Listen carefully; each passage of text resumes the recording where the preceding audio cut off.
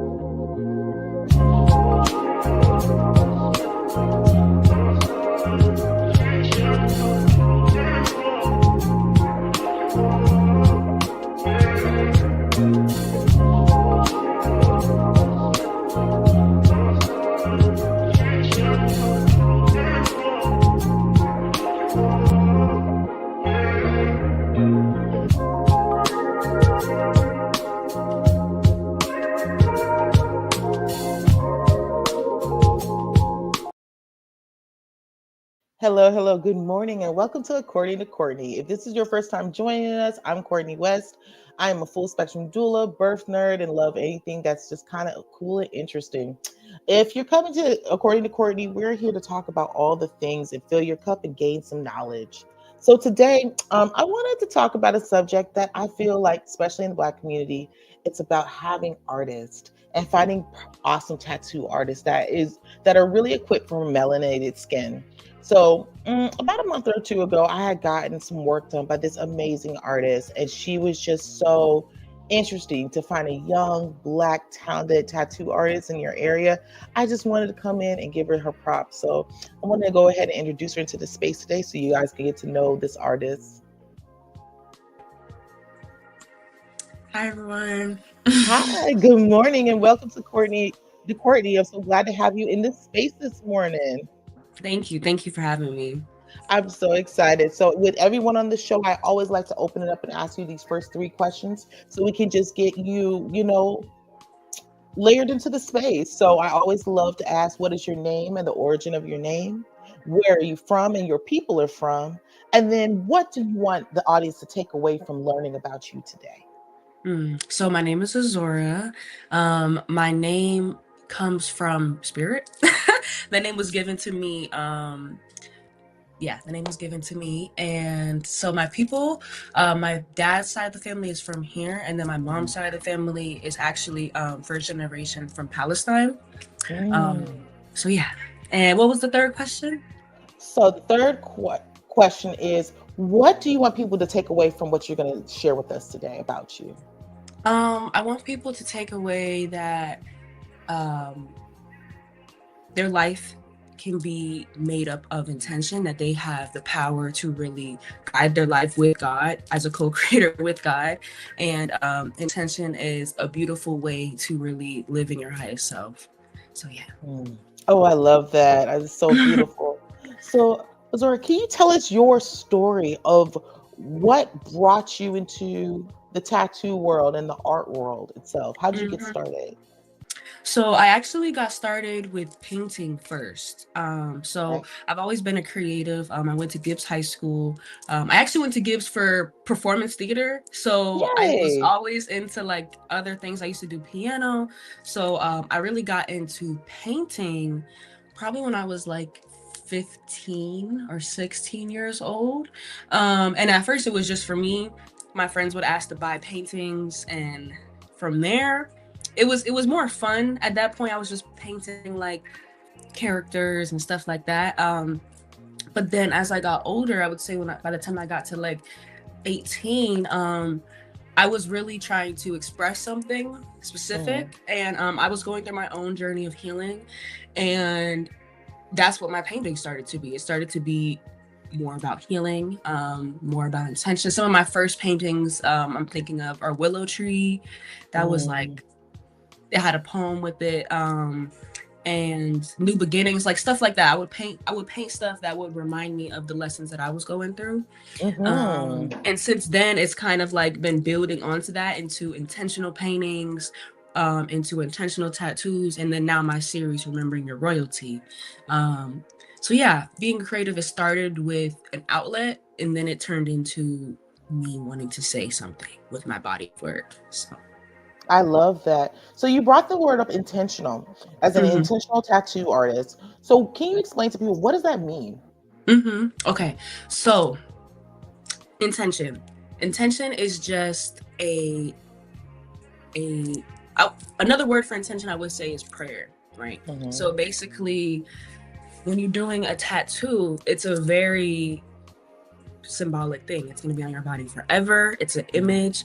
And of course, you can have fun with tattoos and get whatever you want. But when you're putting a certain thing into it, a certain prayer into something that's going to be on your body forever, it adds that extra power to it. So, for example, let's say your intention would be to learn how to soften in your family life, right? Mhm. And like loving your family. That's unconditional love. I feel like that takes a different level of being present, and so for example, maybe you would get like a sankofa or like a heart or something that represents Mhm. family, and then that prayer that you add to it is also a part of the process. So the intention would be like every time you see it, it's a reminder of that. So it's just, Mm. you know so Yeah, the work absolutely. does come like from you, but the Mhm. tattoo is a reminder, if that makes sense. And also the process of actually, tattoos are needles, and this can be painful. So that whole Mhm. process too is kind of like you like really setting the tone for that intention, if that makes Mm. sense. What that's so interesting because I've gotten tattoos forever and I've never had a artist say to me, I want to do intentional tattooing. So Mm-hmm. what made you decide to do that and why did you see the importance of doing that for people? That's a good question. What made me want to do it is I actually didn't have any tattoos before I became a tattoo artist. And Really? yeah, so I feel like, I mean, I was definitely interested in the tattoos. I was interested in the henna, Mhm. um, but I didn't feel that connection to the tattoos in a way. Mhm. And I needed, for me, that extra layer of like, what does this mean? What is this, what is this? Why am I doing this? If that makes Right. sense. And not to say like you can't, if you want to get a tattoo just cause, that's beautiful too. But for me, that's what I needed. And I wanted, I know that I don't feel like I've seen that a lot. And I wanted to create that. I wanted to create my own like path when it came to tattoos and art in general. So Mhm. yeah. I love that because tattooing work is such an intimate work, and people don't really realize that because you just see it. We're just like, okay, we're just in the bar, we're doing this, and we're getting a tattoo. I'm one of those people who are very much about intentional tattoos. Every tattoo Mm-hmm. on my body says a story. I have like 13. Mm-hmm. People don't know I have so many tattoos Yeah. just because Mm-hmm. of where they're placed. But Mm-hmm. having the intention behind that, it is like you say, it resonates with you. It's like, well, what's the story behind? And I think it says a lot about the artist you pick to tattoo your body because, like you Mm-hmm. said, there is pain, there is discomfort, and it is a process. And it's a Mm-hmm. process of people who don't have tattoos a lot of times, like, why would you want to do this? It's Mm-hmm. painful. I said, but the pain is part of the process of Mm-hmm. what to make something beautiful or art. I've always thought of it like a Mm-hmm. diamond. You got to press a Mm-hmm. diamond to make it beautiful. That's what tattoo art is. Mm-hmm. Mm-hmm. Or it's like working out. Like it's gonna Yes. hurt, but you get your, You yeah, get you your get something results from it. from It's like it. a even, yeah, like so yeah. What made you decide to go into the tattooing world? And what has that journey been like for you as a black woman? Well, as a woman of color, I'll say. So okay, it was really like for a year. Before I started, for a year straight, I kept feeling this calling, like go to this shop specifically, go here, become start being a tattoo artist. And even before that, like I kept feeling called to do body adornments. Like I was starting, before I started tattooing, I was doing face painting. I think that's how I met you. That's how we met each other. Yes. Yes. Yes. So I was doing face painting for a while. That wasn't necessarily intentional face painting unless somebody asked me to. It was more just for like the kids and stuff. But yeah, I knew I wanted to take it up a notch as far as like the adornments I was doing. I felt myself kind of falling out of like, I wanted it to mean more to people. When you're getting a tattoo, that's on your body forever, so it means a lot more compared to like, oh, this is quick and cute. I know it means a lot to the kids, but like, I don't know, I needed something else, if that made sense. Yes. So my journey with tattoos. Okay, so I went into the tattoo shop that is Urban Ink. It's in Mhm. St. Petersburg, Florida. Love them. And I asked for yes. One of the only Black-owned tattoo shops in St. Pete. They're amazing people. But I walked Mhm. in and I asked for apprenticeship, and they so gracefully gave me an apprenticeship. So from there, I was going in the shop every day, learning how to tattoo from these people. At the time, there was 3 tattoo artists in there that were really helping me with different things. They all had different styles, so they were kind of putting their Mhm. input in. And then after the year, well, before the year ended, I ended up getting my license because Mhm. during that apprenticeship year, I wasn't tattooing on people. I was doing like face skin and stuff like that, and doing Okay. henna. And then after that year, I eventually got my license, and then I started doing it on real people. So I yeah, love that. I love yeah. that. And that tattoo shop is like, it's so, if you're from St. Pete or know about our area, we are very much into our Black excellence. That's a big deal for us, and just having things that Hmm. have been built. And so, shout out to Brainstorm. He always, that's Yes. been, we've been following him for a long time because of Hmm. what he built, and having a space like that for young artists to be able to come in and learn together. And I want to touch on that. There's so many people who want to learn this journey of tattooing, and I would love for you to share with them what that really was like. What was that like for you? And Mm. what's that journey look like for people who would want to do that? Okay. I think there's pros and cons to it. It's work. Like Hmm. it's a beautiful experience because when you do finally master it, you get to tattoo. Like that is a beautiful skill to have. Like not everybody can do that just off of a whim. And for the people Right. who are learning, I would definitely say like when I came in, they just kept telling me don't give up.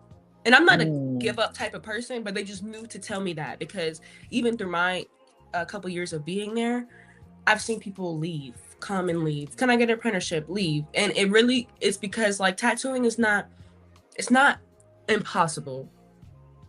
But just the beginning part is the hardest part, just learning the techniques. Once you get the techniques, everything else smooths. But the techniques are really important. Like again, it took me a year to get that. But you're also there's a reason why it takes a year because you're going to be putting ink into people's body. So I would just say just to not give up. Find a good mentor. Hmm. There is a stigma of like uh internships, like not everybody, I haven't had this experience at Urban Ink, but in the United States there is a stigma of like having just bad mentorships, like people can take Hmm. advantage of you and stuff like that. So just make sure that you're using your discernment when you pick your mentor, um making sure it's an even exchange, a fair exchange. Yes. And yeah, just know why you're getting into it and just stick through it, you know what I'm saying, like keep that why with you. I And love that. mhm. As a woman, how do you feel it is for other women, especially women of color, in the tattoo industry As a tattoo artist, as a tattoo artist? so I do feel like there's not a lot, Hmm. but there once we do get together, it's like what's the lady name? I met this beautiful group when I went to the Black Tattoo Experience, and it was all Black tattoo artists, women. And they had like Hmm. a whole organization and they went to different cities and stuff. So I don't feel like it might be far and few, but like when we do get together, I've had beautiful experiences with other Black tattoo artists. So yeah, we're out there. We're out there. It's just, yeah. I think I that's think just what, go ahead. that's amazing. I didn't know there was something like that. Should, Mm-hmm. but that is Mm-hmm. like, oh, that must be so healing to be able to just link up and be like, I see you. Yeah. Yeah. And most of the time people are very like, we understand each other. Like I haven't had an experience where it's like nasty to each other. Like we've always been like, I see you, you know, like this. It's just been beautiful, and I'm grateful for that for sure. Because, yeah, it just makes it doesn't leave a bad taste in my mouth about the whole thing. It just makes me feel like, wow, like this is a beautiful community. So, Oh, that's beautiful. Do yeah. you feel that you get the same love from male tattoo artists, or do you feel like they have to check you more because you're a woman?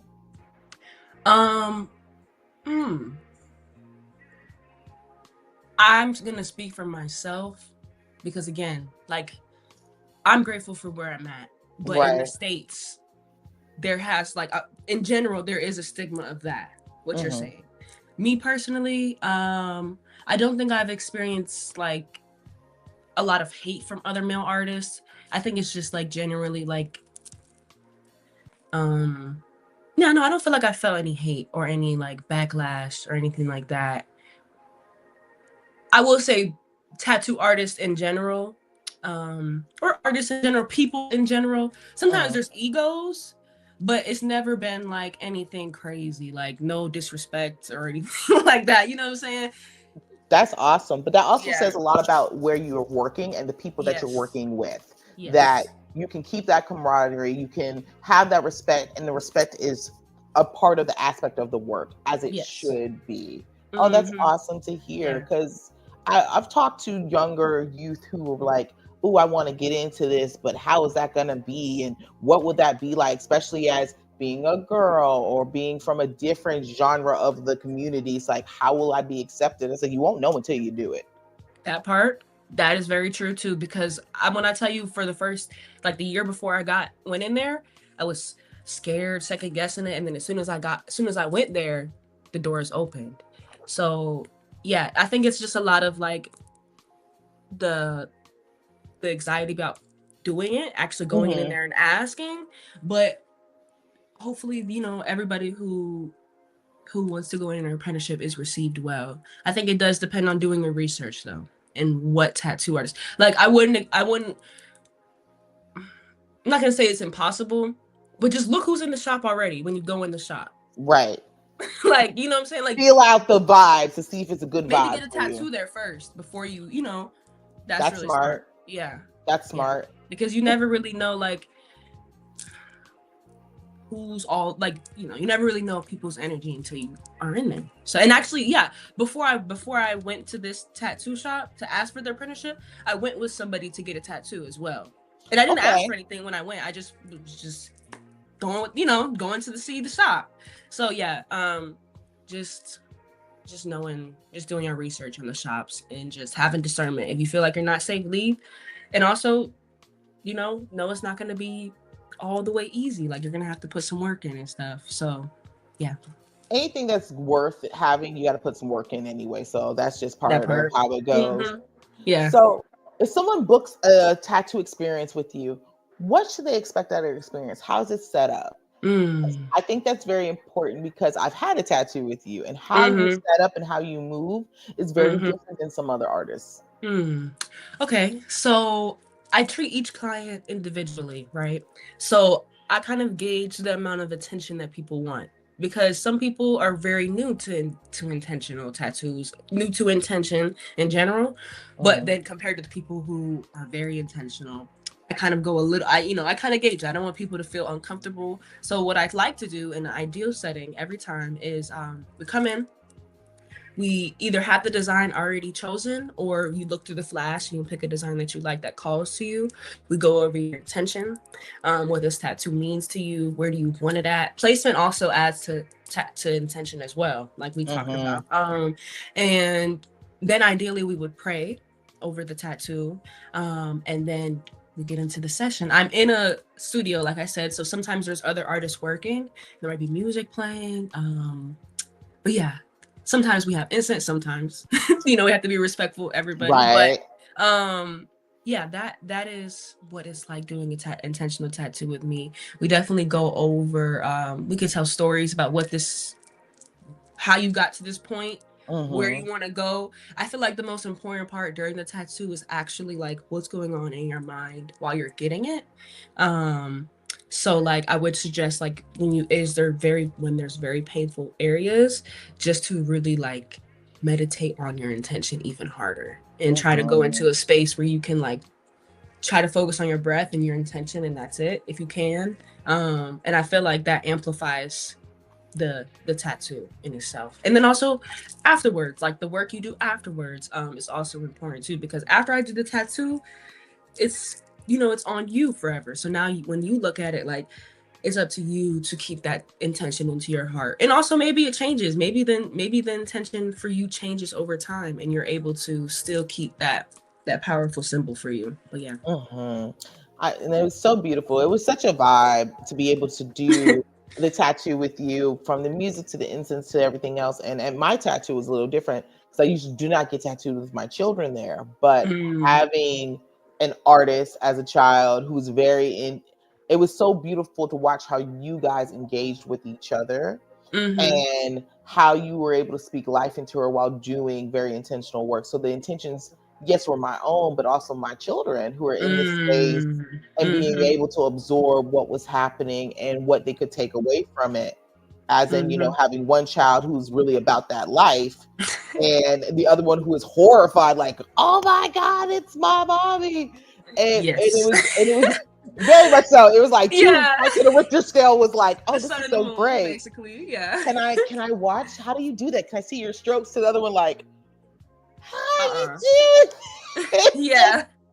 I'm gonna sit over here. Yes. Yeah. But also to explain the intention to it, she's like, doesn't it hurt? I was like, yes and no. I said it's a lesson. And so what do you mean? And to have that type of conversation on what intention means. Why is this happening? Why am I choosing to do it? Why did I place it here? Why was this placed here? And what does it mean? Because we talked about it afterwards. She's like, look, now, I don't know if I ever want one, but I love that you did that. I was like, thank you. And my oldest is like, I can't wait to go in and for us to do one together. Oh, that's beautiful. And just about how you can take both sides of that coin and be like, okay. And my little come up to me later. She's like, maybe when I'm maybe 10 years older, we can talk about this and we can do something together. However, whatever we do together has to be very small because I'm not doing what you just did. And you know, that's real. That's real. It's, you know, at least she's opening the door to possibly. It was so fun because she was just like all in it at first, and then until it started, she was like, wait a minute. This is so y'all really go. Okay. This is what happens. Okay. All right. Yeah, that's hilarious. And to be honest, like even seeing her there, it was very beautiful to see the sun and the moon in your kids and how like they were interested. Both of them were interested, but also like, and you know what's funny? I was probably more like your youngest daughter growing up. Like, oh no.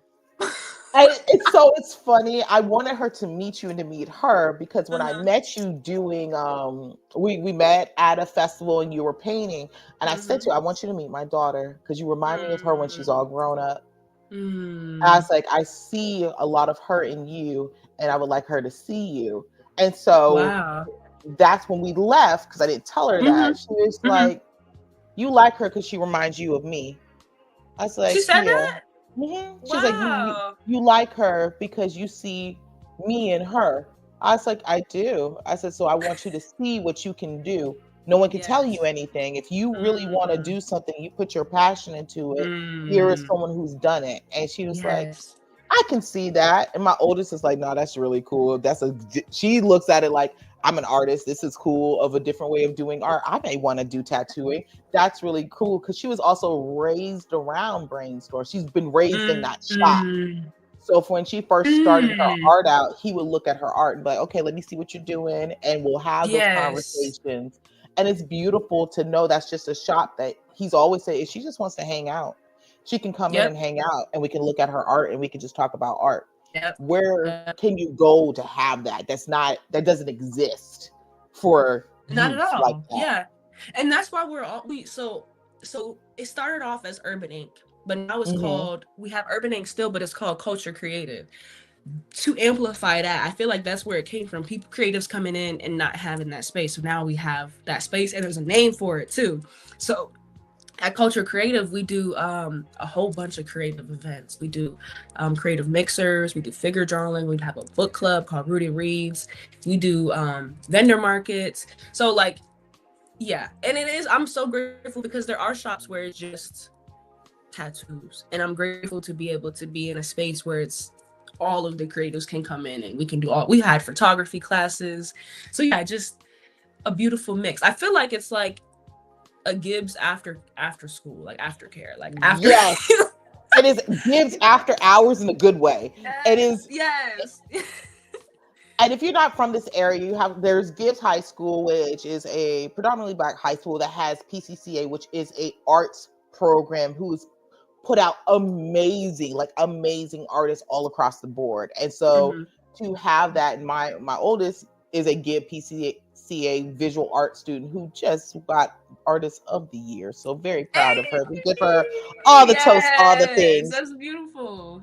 And to have that be in her backyard, to know these are people that are attainable. And I will say something about Gibbs alumni, especially like the visual and theater arts people. You guys give back in a way that is so beautiful. Like you guys, I've never not seen how you guys come and you love up on other artists and love up on youth artists, which is very rare. I come from nursing. Nurses eat their young. They don't love you. They don't hold space for you. Like it's very cutthroat. I've never experienced that with artists that came out of there. Any questions? She's met many artists from there, and they're always loving. They're always like, let me see what you're doing. Let me see how you're doing, and always encouraging. And I feel like that's like a Gibbs trait. Yeah. Like you come from here, they want to see you win. Yeah.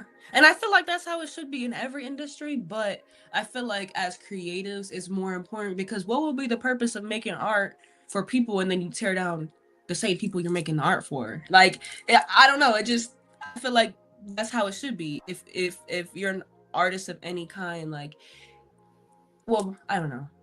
I feel like that artists are like, they're like storytellers, they're historians. Like, how can we be these type of people, these beautiful people, and then also tear down the youth? I feel like that doesn't. Yeah. It's just cute, and you would think this should be the status quo of it, but unfortunately, a lot of times, even in her experience, there is some teachers there, they forget that piece of it. And I feel like that's what Gibbs is different. Is like you are tear down in a way, but rebuilt. And so when you come out the program, I've noticed they're like, no, we don't believe in that. We don't do that here. We're going to encourage you all the way through, even if you need some tweaking. It's always out of love. It's never some bash down thing. Because I feel like y'all went through that. It's like, no, we don't have to work like that. We don't need exactly. Yeah, juries is real. Juries had us rethinking life for a little bit. Yes. Juries is real. I think that's probably a part of it too. Like constructive criticism is important, but this is the way you do it for sure. And yeah. We're gonna put a pin on it right there. If you want to know more, go ahead and get in the program. You'll understand juries. You survived juries for 4 years. You in it. Yes. You did that. So it's all good. So we're at our halfway point where we always feature our artists, and so our good Veep Troy is gonna come in and handle that for us. Yes, indeed. Hey, I am loving the conversation. This is a great morning conversation. Good morning, everyone. Thank you for being a part of this podcast. I have an amazing artist. She submitted to have her music played on a radio station. Her name is Marie, and I'm gonna butcher her last name. It's Bon Giovanno. Okay. And the name of this song is The Last December. Let's check it out.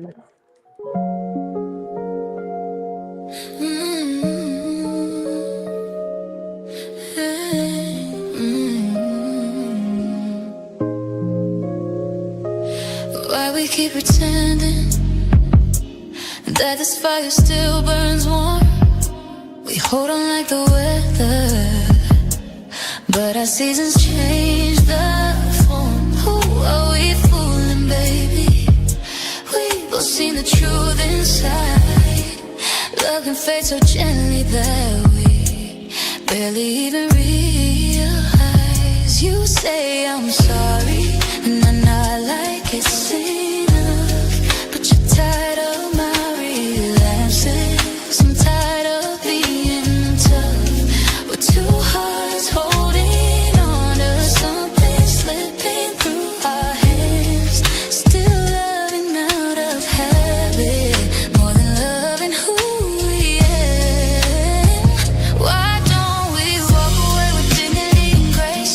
Leaving doesn't mean we never loved, it just means we need a space. We keep hurting one another, trying so damn hard to stay. But maybe love means knowing when to gently walk away. Let's make the most of these holidays. One last December night, then come January, baby, we'll go and find our light.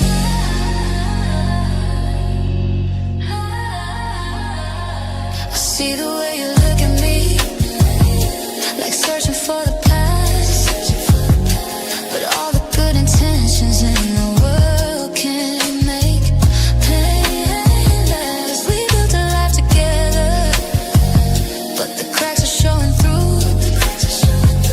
And loving you is killing me, like loving me is killing you. We keep rewriting stories we already lived before. Replay the same apologies, like we're stuck behind a door. My heart says maybe stay, my soul says let it go. And deep inside I know that peace is something we both like. Even doesn't mean we never loved, it just means we need a space. We keep hurting one another, trying so damn hard to stay. And maybe love means knowing when so to gently walk away. Let's make the most of these holidays. One last December night, then come January, baby, we'll go and find our light. Can we hold each other one last time without the pain? Can we kiss like we remember, even knowing it won't stay? One last Christmas morning, one last New Year's toast. Let's celebrate the memories of the ones who love the most. Why don't we walk away with dignity and grace? Letting go don't mean the love was wrong, it just means it changes shape. We're two good people trying, but we lost our way to us. Now peace is calling softly, telling both of us to trust. So let's treasure this December, every moment warm and bright. Then come January, baby, we'll let each other find what's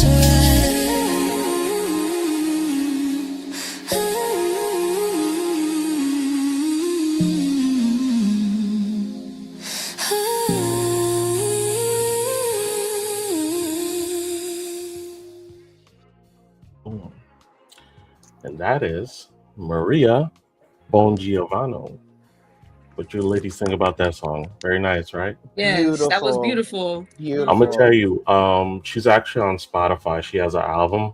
That song is the tamest one out of all. The other one, she really shows her vocal skills, but Mm. that's the one that she brought.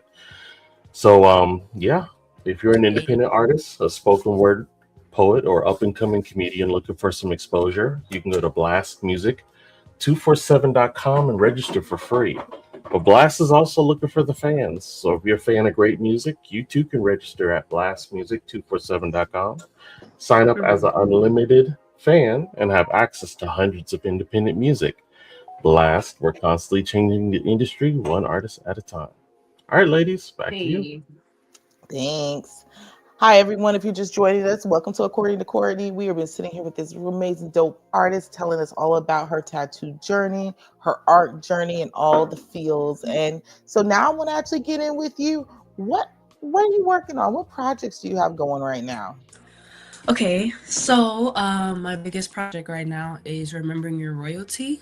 That is a series of paintings, photography, and poetry.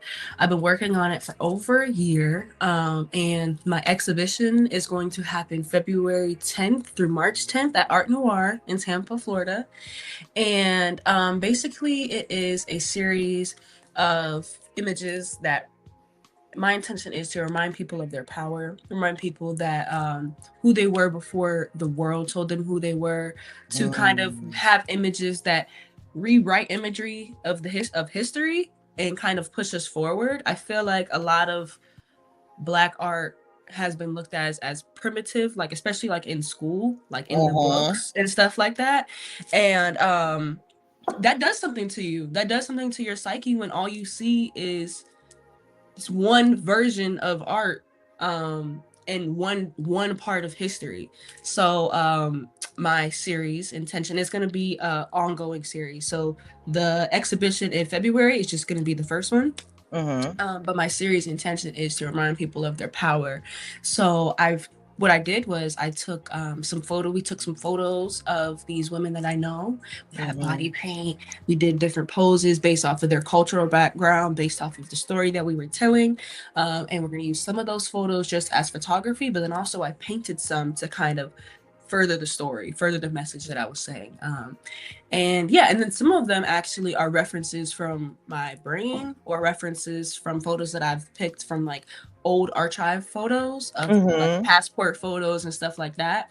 But yeah, that's my baby right now, and that's what I'm working on. And you guys are all invited. And yes, and yeah, that's my baby. I feel like that's my intention with my art in general too. Like, remember your royalty. That could be my staple for my series in the future as well, moving forward. I love that, and that you picked such a powerful statement. Oh, I love how this looks. It's so thank you. Beautiful. So can you tell us about this particular photo right here? She looks so gorgeous. Yes. So she's a yogi. Her name is Maya. And if you look at her body paint, I kind of like read people a little bit. So some people know their cultural background, some people have a smaller gist. But when I look at you, sometimes I can kind of tell a story based off of what you look like. So I did some of her body paint on her legs, which is very tribal looking, but also in the image, you can't tell it's gold. That's all gold. This whole shoot, everybody was dressed in gold. So the whole story was like, my skin is gold. And she is a yogi. So by nature, she's doing these very fluid poses. She's kind of sitting in her softness. She's also showing the gold on her hand, the gold on her legs. She's very much like, I am royal, but I'm also sitting in my softness right now. You know what I'm saying? So, yeah. It's so beautiful. And I want to talk back about what you brought about what you learned in school about Black art. It is always very primal, very primitive, and never giving the beauty and the royalty and the greatness. And Black art comes in so many different forms. You can't put it in this one little box and say, this is it. Yes. And also throughout history, a lot of art is Black art. Exactly. It's been stolen. It's been stolen, colonized art. Yeah. A good portion of it is Black art. And that you're telling a story that needs to be told, and in such an amazing Black-owned, women-owned art gallery in Ybor says a lot. Always shout us out to Camille, because she be doing her thing for the artist. We love her. We give all the accolades on this show. So I applaud you for making those types of connections. And this show is going to be dope. I'm super excited. It's going to be beautiful. What other projects are you working on? So I'm also hosting I have this brand called Open Heart in the Park. And what that is we do monthly restorative events that include sound bath, it includes art, it includes poetry, it includes journal prompts. But this month we're doing Open Heart and Intention, which is actually going to be at Culture Creative, and we're doing a vision board party. We're doing intention setting. We are affirming. There's going to be body adornments at the end, optional. There's going to be. We're going to also look back on 2025 and kind of give grace and accomplishments and praise to the things that we have accomplished this year, and kind of set the tone for next year and what we see for our life. So yeah, everybody's welcome to come. You'll get the chance to see Culture Creative if you haven't seen the space. And yeah, it's going to be a beautiful time for like-minded people to really just plan their life and celebrate each other. So this is so awesome. What got you into doing these types of movements and classes, especially doing like yoga in the park? What brought that to you to be so important? Mm-mm. That I can give you 4 different answers for that. And we But got time, so go okay. ahead and give me 4. So I'm gonna give you like, okay, one part of it would be, it's something that I needed a couple years ago, something that everybody can use, but I was going through a big period of healing. And that's kind of what sparked my art. Well, it sparked my healing, like doing the sound baths and stuff like that. I'm also gonna give props to my godmom, Miss Malika Salam. She's passed now, but she has also been a very beautiful inspiration to me growing up. Like throughout middle school, she was a very intentional person. Like I seen her, she was one of the only plus size black yogis that I know at the time growing up. She always had a room that was it was like her prayer room. So seeing things like that growing up, it embedded something into my brain, and I knew when I grew up that I wanted to be a healer, activist, and artist. So now it's just like those things are coming out, and I feel like these are just things that come naturally too. Like I don't know, it doesn't feel like it's much of a stretch to do these events. And that's why I did them, because I was like, oh, I want to do something that doesn't feel like such a big capacity on me. It feels something naturally that I can do and still give to the community. So that's why I'm the open heart in the park. Ooh, I love that. And that's so powerful and important. It says so much about you as a person to choose to make those intentionals, because it feels like right now, especially in this kind of data age, it does feel like there's a lot of safe spaces that you can come together with like-minded people, but the only way to have it is if you create it. And that's really awesome. I'm all about a vision board and coming together and just feeling good about the endings of things and the new beginnings of things. So speaking of new beginnings for you, what do you see yourself moving forward in 2026? What you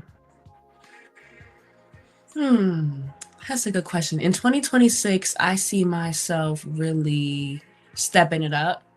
I feel like I have the foundations of things, and now it's just trying to expand on those things. Also, health. I've been going to the gym. That's one thing. Yes. All about health and wellness. Yes, health and wellness. I feel like it's just a season of definitely amplifying it, getting more clear, which I have been, like just pushing what I need to push more and kind of letting things that don't serve me fall off, basically. Yes. So I love that. I love that. It's just, it's been a pleasure of just watching you in a small period of time grow and see where just doing beautiful, intentional art. And so it's interesting, even with your face painting, with how you move through it. I'm watching you. I'm like, no, you're very intentional about what you want to do. You're very intentional about what matters to you and how you move. And I thought that was very awesome. And I just to watch you through your process, it's like you keep going. You're gonna do beautiful things in times of being. Do you ever see yourself owning your own shop? Is that a dream of yours? Or do you enjoy being part of the collective? I do enjoy being a part of the collective. I feel like I'm also helping build Culture Creative. So I feel like that's a big part of like, I want to see that. Like one thing that keeps coming up, like when you're an organizer too, is also netting. Like what that means is like seeing who's around you and how you can support that. If I ever were to leave the shop, it would be because I traveled, I went to a different state, or that I have like, different things that I'm trying to do. But for right now, I definitely see, and if I did leave, it would be because I want to create more intimate for intentional tattoos, if that makes sense.